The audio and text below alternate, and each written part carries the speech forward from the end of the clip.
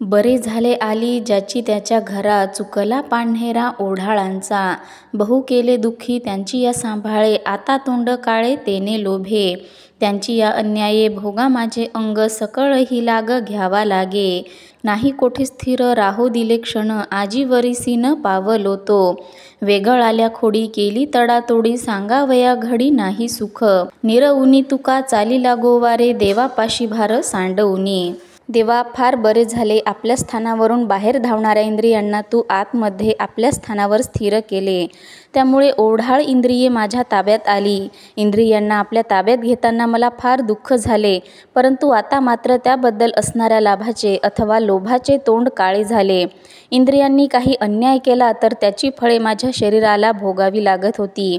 इंद्रिये सारखी बाहेर धावत असल्यामुळे मला क्षणभर देखील स्थिर राहू दिले नाही.